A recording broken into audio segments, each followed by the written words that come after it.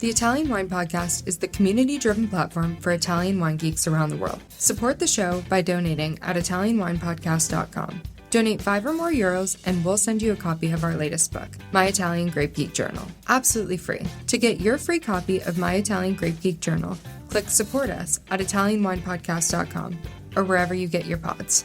Grazie mille. Welcome to Masterclass U.S. Market with me, Juliana Colangelo. This show has been designed to demystify the U.S. market for Italian wineries through interviews with experts in sales and distribution, social media, communications, and so much more. We will quiz each of our esteemed guests at the end of each episode to solidify the lessons that we've learned. So sharpen your pencils, get out your notebooks, and join us each week to learn more about the U.S. market. Hello, welcome to Masterclass U.S. Wine Market on the Italian Wine Podcast.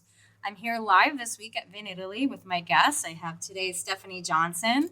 Stephanie Johnson is the Italian wine editor for Wine and Spirits magazine based in the United States in New York. She's here at Vinitaly, and fun fact, this is her first podcast. So Stephanie, thanks for being here with me today. I really appreciate it. Thanks for inviting me. But Stephanie has been to Vinitaly many times and Wine to Wine, often doing presentations about Wine and Spirits magazine and their tasting process. So we're really excited to dive into that a little bit more today, and not just about the critic side and tasting and scoring wine, but the editorial side and telling your story. So our focus for today's episode is going to be on how to better tell your story to journalists and to U.S. journalists specifically. So Stephanie, to start, tell us a little bit more about yourself and your background and how you ended up in the position you're in today with Wine and Spirits magazine. Sure. So this is a second career for me. I started out in book publishing, which I really enjoyed. I published college textbooks for business and economics and psychology. At some point, I started taking classes at the WSET. I was just interested in wine.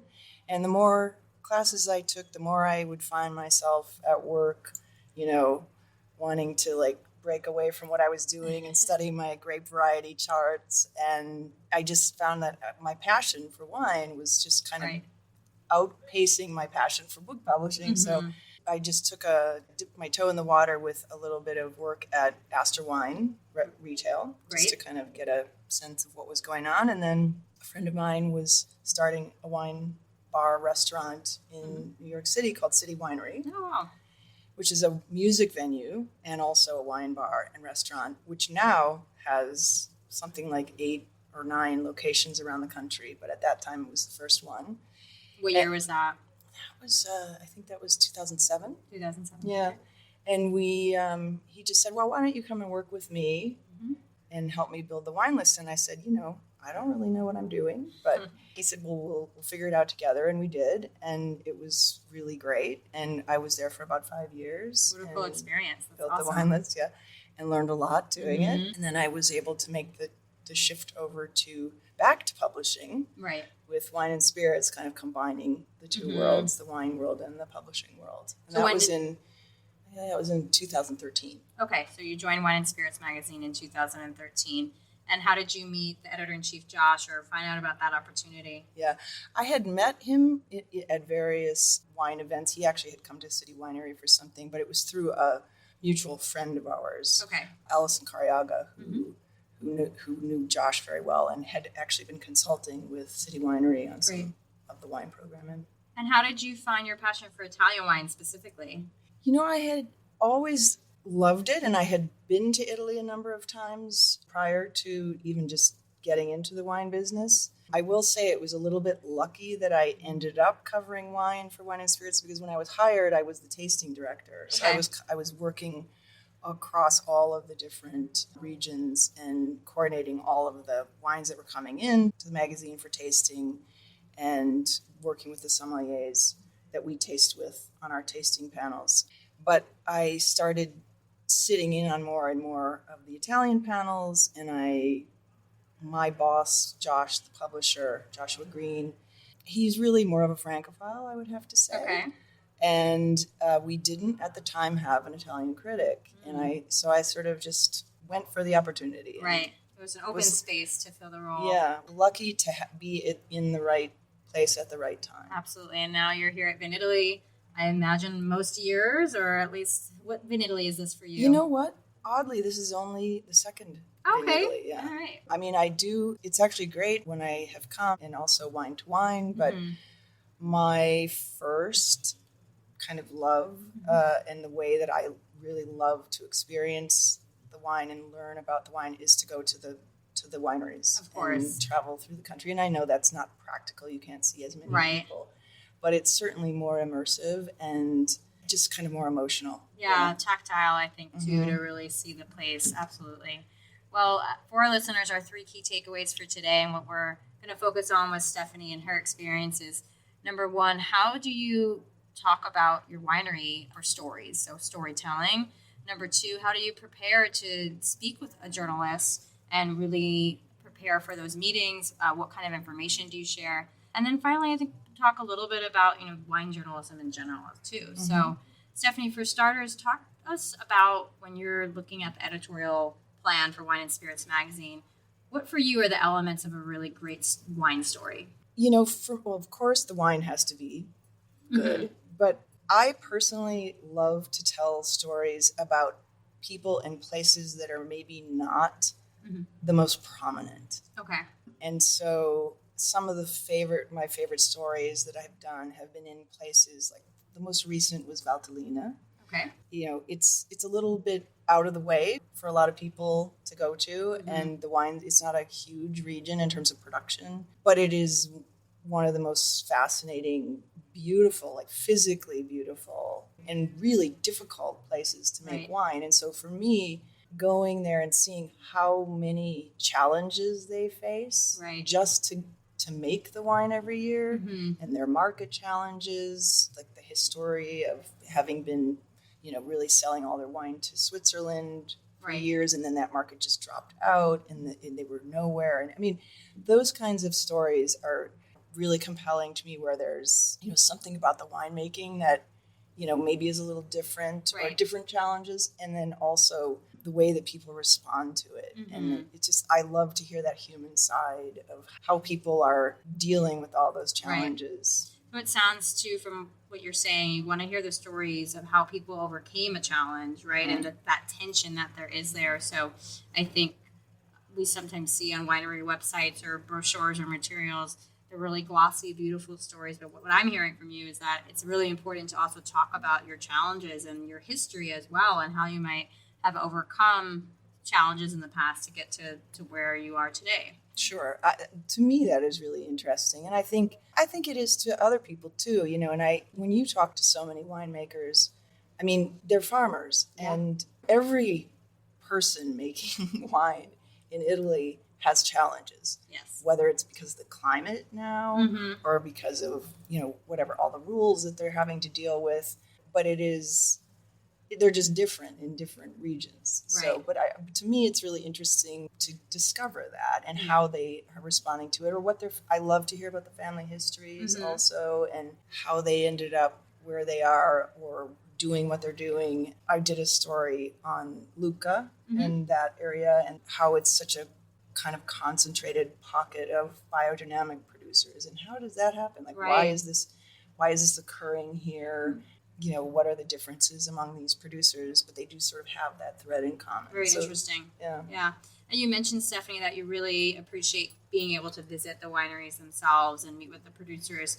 For you, when you visit a winery, what's an ideal visit look like? I like to get very specific with guests on this interview to give our listeners really tangible advice. So talk to us about like what a perfect day at a winery might look like for you as a wine writer.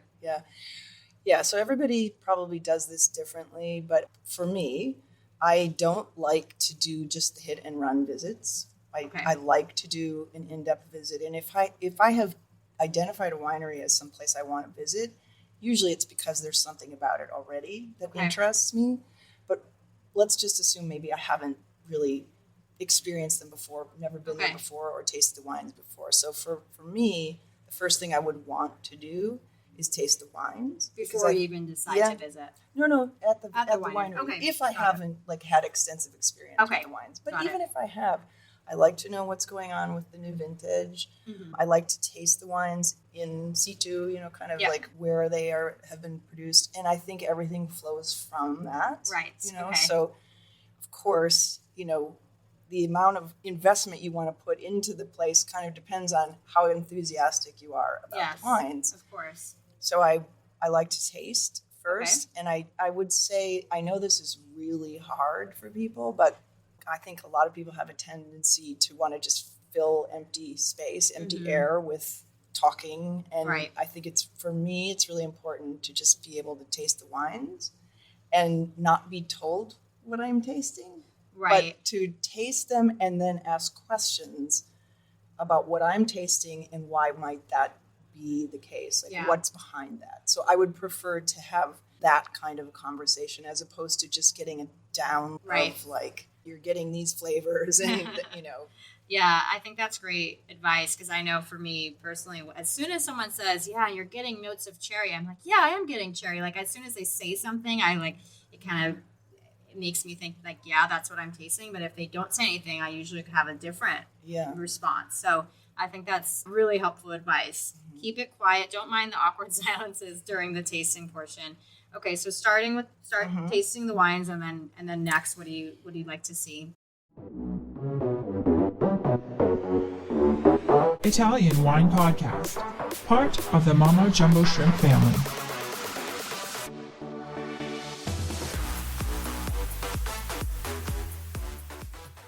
Then I really love to see the vineyards. Okay. And that is really probably, after tasting the wines, the most important thing for me. And I know the weather's not always ideal, or maybe the vineyards are further away, but I really try to arrange my visits so that I can see at least one of the vineyards, and often more because they can be really different, of course, as we know.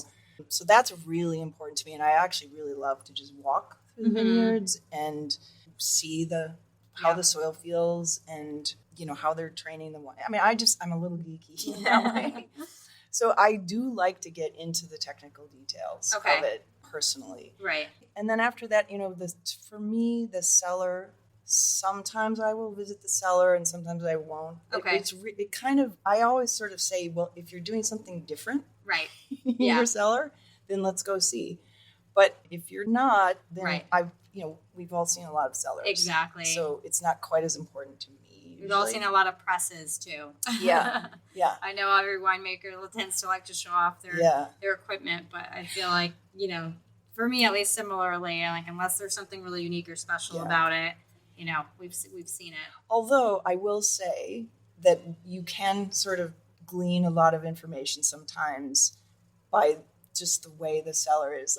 You go to some cellars and they're just pristine, and everything is stainless steel, and that you could eat off the floors, and that tells you something about that winery. And then you go to another winery like Montevertine, for example, where the cellar is just dark and there's black stuff all over the walls, and these ancient farm implements hanging everywhere, and you're just like, wow, this is so interesting, and these wines are so great, and it just gives you kind of the aura of the place. Right. Interesting. Going back to the wines, I wanted to ask, are you always interested in just tasting current releases? Do you like to taste wines from the library or taste things out of barrel? What's your preference when it comes to what you're tasting at the winery? It really depends. I like to taste current releases, although I'll often be able to taste them in New York in our office where we do our tastings. I do enjoy tasting from barrel sometimes, particularly if it is, let's just say, a place like, Barolo, where the next vintage, you always really want to be building your knowledge base and your anticipation of what's coming in the next few years. So if you can start to taste from barrel before the next vintage is released, you already are starting to form that impression. Right, absolutely. And I think something that's important for our listeners to understand too, every publication is different, but at Wine and Spirits, for formal tasting, you're only tasting in New York at the office, correct? Through the formal submissions. So when you're visiting a winery to taste, it's more about storytelling and learning about the wines, not for on-site scoring. Yes, no, we never score wines except for those that go through our blind tasting process, which is a 2-step process. the first step is tasting the wines blind in a panel with sommeliers and wine buyers, where we vote, and the wines that pass, I taste again blind right afterwards and write my notes, score the wines, and then I find out, sometimes not for 2 or 3 weeks, what the wines are. And then once I have the key sheets, I can go back and like add some information or background or something. Great. And if I've visited a winery, I can go back to my notes and I can refer to like what we talked about and add some color to the That's tasting great. notes. Yeah, I think that's really important to reinforce, because I know every publication is different. It's like distributing and selling wine in the U.S. Every state is different in their rules and laws. I think that's a helpful tip for listeners. More of just a tactical question, I suppose. How do you organize your notes after winery visits? It's so hard. I've tried a number of different systems. I mean, to be honest, right now for a while I tried some electronic systems. I cannot stand being in a winery and typing. Like I just can't. It doesn't fit with the vibe. Yeah. I'm not a stenographer. Like I'm not trying to write down or record everything that they say.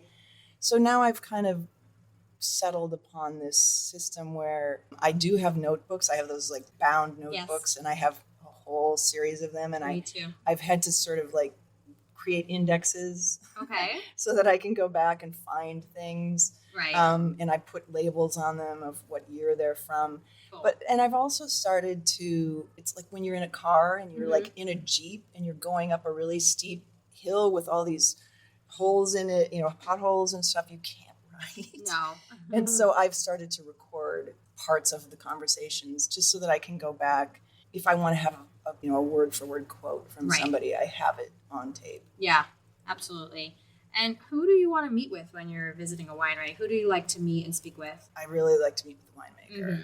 I mean, or a vineyard manager, if there is sometimes that, depending on the size of it, like sometimes it's the same person, sometimes it's not. So if it's a small place, I really want to meet with either the winemaker or the owner who's like a really hands-on owner. Right, who's involved with the winemaking. Right. Not an export director. No. Or Personally, sales manager. sorry, I mean, I don't mean to be no. disparaging, but I could meet with those people in New York. Exactly. And I really want to talk to the person whose hands are in the soil and in the vats. And that's what I like to hear. And then I also, some people like to talk about this more and some people like to talk about less, but sometimes if there's like a really interesting family story or a personal story, that to me is, I don't know, I find that really interesting, and I sometimes love to go back and bring in that kind of color to the and they're memorable, right? Those stories for sure.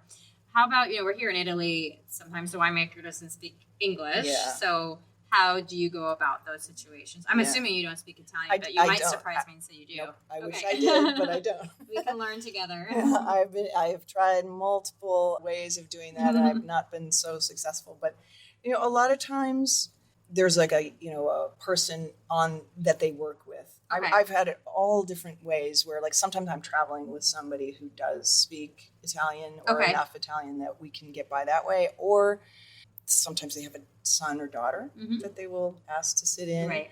Usually that's the case if it's like an older winemaker. Sometimes I've even had people call a neighbor and say, amazing. Would you come over and translate for us? And it's great, you know, and so that's usually how it works. Yeah, and I think that's also just an important point for our listeners. Don't let language be a barrier to letting your winemaker talk about their wines to a journalist that is visiting, because like Stephanie said, that's who they want to speak to. So I think that's an important reminder. Stephanie, as we wind down, what are some things you're really excited about right now in Italian wine? We just did for our April issue, which is always our restaurant issue, we did a survey of 100 different sommeliers around the country in the U.S. and to identify different trends. And one of the trends that really came out of it, there were a lot that were, probably not surprising, but one thing that just really popped out at us that so many people were talking about is chillable reds. Okay.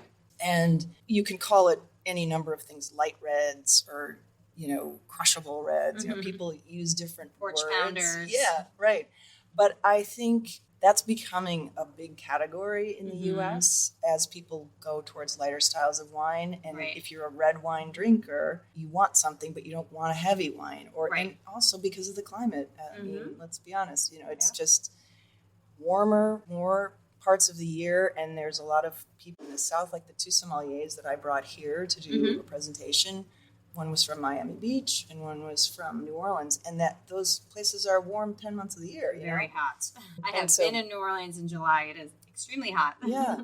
So I think that is a big opportunity for Italy because there's so many varieties here that can fit into that niche. And so I think that sometimes we just try to stay in our regional boxes. Right. But I think when you have a sort of a category like that or a style that crosses many boundaries, I think that I don't know how you exploit it. I'm not a marketer. Maybe you can do this. But I think that's something that people really would be smart to exploit. If you're making Frappato or Schiava or Pellberga or, to like really go, I've seen it on restaurant wine lists, even in New York, like people will have a chillable reds I'm starting to see that more too now. I mean, Lambrusco, that was popped in my mind first. When I think about chillable reds, there's so many great Metodo Classico dry Lambruscos too that are awesome chilled. So cool, chillable reds. That's perfect. One thing. And then I'm going to Sicily next month. Awesome. I mean, it's one of my favorite places to go, and I'm really excited to go back. And I've always loved to learn more and more about that.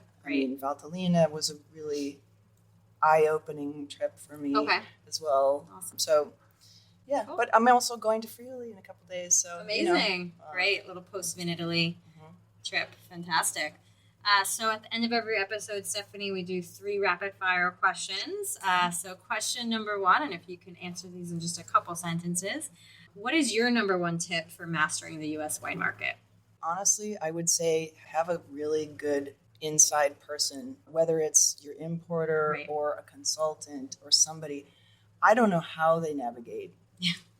It's 50 markets really. It's not one wine market. So, I sympathize, but I think it's really important to have someone on the inside who can tell you what the perception is of your wine and of the importer that you might be working with. Yeah.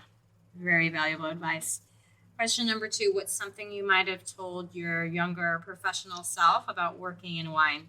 Keep an open mind and listen to everybody's stories and don't go into different regions with preconceptions. Great advice. Yeah. Because there's so much variety even within regions. You might think you don't like a certain type of wine. Right. And you don't know. There's people doing all kinds of really interesting things everywhere. Great advice. And finally, we're all traveling lots in this industry. We're here in Italy as we speak. So what's one of your favorite travel hacks when you're on the road? Slippers.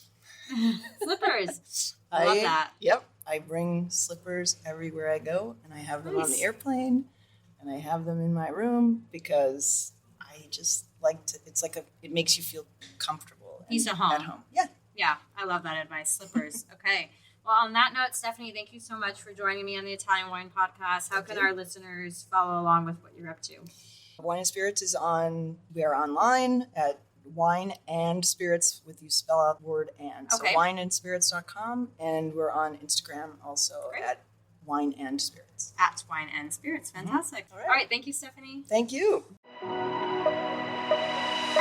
Thank you for joining me today. Stay tuned each week for new episodes of Masterclass US Wine Market with me, Juliana Colangelo. And remember, if you enjoyed today's show, hit the like and follow buttons wherever you get your podcasts.